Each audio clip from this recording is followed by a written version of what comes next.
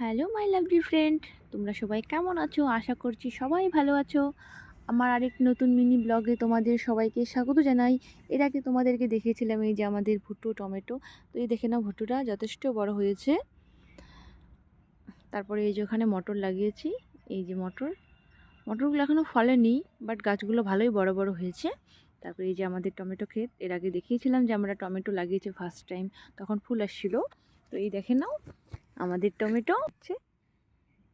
এই যে ভালো করে দেখা যাচ্ছে না, এই যে এখনো পাকেনি কিন্তু ফলে গেছে। এতটা বড় বড় হয়নি, পাকেনি, এখন নতুন ফুলছে, তাই তোমাদেরকে দেখালাম। তারপরে দেখো এই গাছটার, এর মনে হয় জ্বরটা একটু বেশি, তাই কোন ডাক্তার দেখাতে হবে, কি ওষুধ খেতে হবে কিছুই বুঝতে পারছি না। কেউ যদি জেনে থাকো অবশ্যই কিন্তু জানাবে। যে আরেকজন, এনার তো পাতলা পায়খানা, তার জন্য দেখো পুরো শুকিয়ে গেছে। তো এনাকে কোন ডাক্তার দেখাতে হবে, কি ওষুধ খাওয়াতে হবে, কেউ যদি জেনে থাকো অবশ্যই জানাবে। পুরো টমেটো ক্ষেতটা দেখে নাও।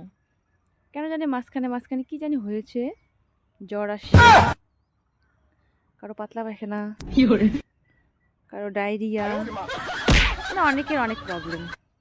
ঠিক বুঝতে পারছি না কার কি প্রবলেম, কি মেডিসিন নিতে হবে, কোন ডাক্তার দেখাতে হবে।